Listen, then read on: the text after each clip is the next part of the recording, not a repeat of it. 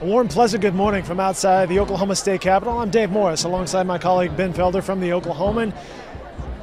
If there was any doubt if the crowds would be less at the start of week 2 of the Oklahoma Teacher Walkout, that doubt has been removed. Yeah, a crowd of similar size that we've seen every day of this walkout, which began last Monday, and they're back in full force for the start of week 2, just both outside and inside the Capitol. Earlier this morning, students gathered to rally. They started around 8 a.m.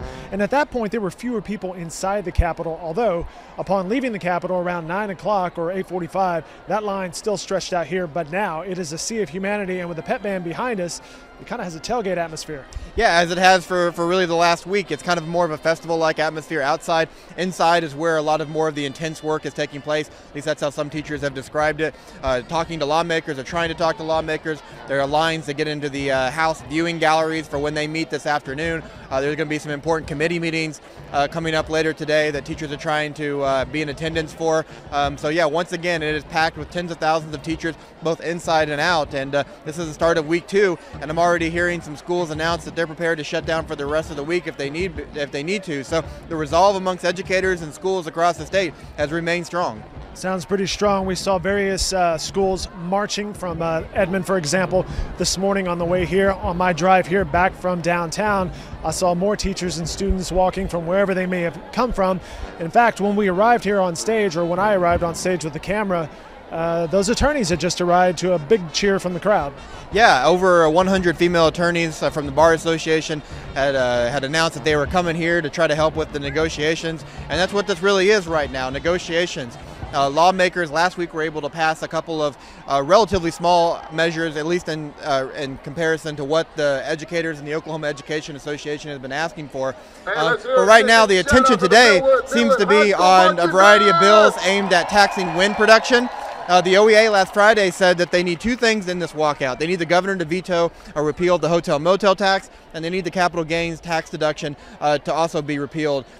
House leadership, that's where the bill is, the capital gains bill is right now, has said that that's not likely to happen, that in order to pass a funding increase last week or 2 weeks ago, that they traded capital gains for gross production tax and said that they're not willing to renege on that compromise. But House Majority Floor Leader John Eccles told teachers this weekend that he expects there to be some movement on some bills aimed at wind energy production. That's always been a fight. Lobbyists for that industry have always been in full force to try to fight against some of those efforts that we've seen in the past. So it remains to be seen what the likelihood is those bills advancing. But right now, that's really where the legislative focus is today as the House meets this afternoon and committees take up those bills. We heard from Alicia Priest. You can watch her press conference on our website at newsok.com on Friday, kind of outlining what the OEA's requests and demands were at this point. Let's dive into that meeting a little bit that you covered on Saturday down in Moore. What were some of the questions that those in attendance, including a lot of teachers, had? Well, I mean, a lot of them were focused on the capital gains, as they have been all week, especially a day after the OEA officially said it's going to take this to end the walkout. There were some teachers there that said, hey, I'm just really more interested in the funding in terms of what that funding picture would look like. A representative with OEA said, hey, basically we're talking about anywhere between $100 and $150 million of new funding. And a lot of teachers said, hey, however the legislature wants to go about it, we're fine with that. But there were a lot of teachers that said they just didn't understand why capital gains wouldn't be on the table. And once again, Representative Eccles said that in order to get the gross production tax rate increased to 5%, we had to tell our members that we'll trade you that in exchange for not bringing capital gains for a vote. And he said, hey, you can criticize that original agreement, but right now I can't go back on that because it'll be open season on compromise if I do. So I was talking to some parents and educators today in the building. I asked them if they were lobbying for some specific bills, and actually a lot said that they weren't. They said they were just wanting to see the legislature find some solutions to funding, and they were leaving it up to them to figure that out. And I have a feeling that if we see some significant funding measures, even if they aren't with capital gains, that educators are probably going to rally behind some of those efforts. Another thing that we tried to get answers to last Friday from the OEA was it's one thing to pass these measures, but how much of that money has to go to education? Because like we saw with the Amazon tax last week, it has to be earmarked for education. And the education budget for next year has already been approved. And so the OEA didn't commit to any number of or percentage of that new revenue that had to go to public schools. You have to imagine that for the teachers here, that at least a sizable amount of it is going to have to go to public schools. But that's really what the focus is right now, is the legislature going to respond with any significant funding increases or revenue raising measures, and what will those measures be? Something we'll be following all week long with the Oklahomans' various reporters. Dale Denwald in there covering things from the legislative area, Justin Wingeder, Ben Felder, Tim Willert on the education side. We already heard from Oklahoma City Public Schools tonight opening up Capitol Hill for those who may be from out of town and need a place to stay. Yeah, when you've got tens of thousands of teachers here, you've got a lot from Oklahoma City, but you have a lot from all other parts of the state. 2, 3, sometimes 4-hour drive, especially if you're coming from Guyman. And so Oklahoma City Schools said they're going to open up one of their gyms. Hey, they said, we know sleeping on the floor of a gym may not be the most ideal thing, but they're trying to do their part. And that's really been one of the major storylines of this walkout, is that schools have been assisting teachers in their advocacy. I mean, if enough teachers walk off the job or refuse to go to school, schools can't open anyways, so they have to prepare for that and they have to plan for that. But weeks in advance before this walkout, we saw school boards voting to go ahead and preemptively shut down schools, which means that teachers continue to get paid. It means that they don't have to scramble to find substitutes.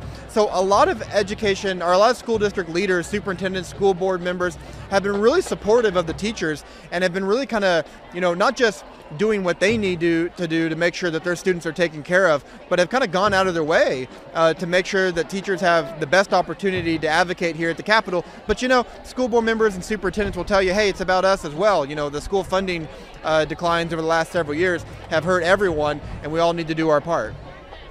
Let's talk testing. One of the storylines coming into the Oklahoma Teacher Walkout was this hits at a time right after spring break where testing will be in place, and I believe there's some SAT opportunities this week as well.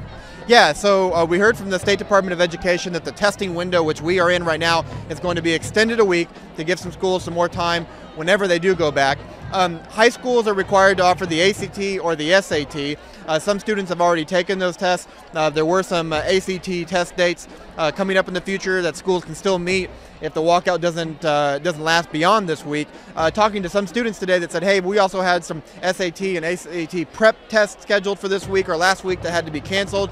That right now, for those that aren't going to be taking tests, they would be preparing for those tests. And so some students said that it's going to be a challenge going back to school and getting ready for those tests.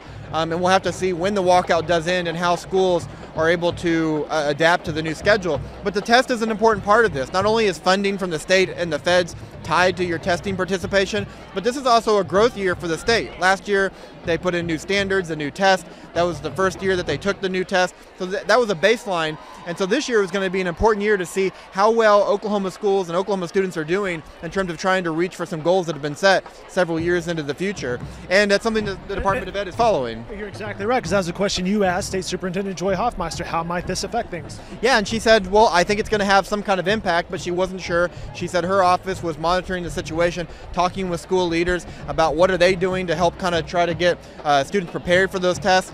Some schools that do have tests scheduled for this week are going to go ahead and go through with them, especially those ACT and SAT tests. They're going to provide bus transportation. They're going to open up schools and allow students to come in and take those tests. Talking to some students, some of their AP exams that they have at the end of the year are important for college transcripts.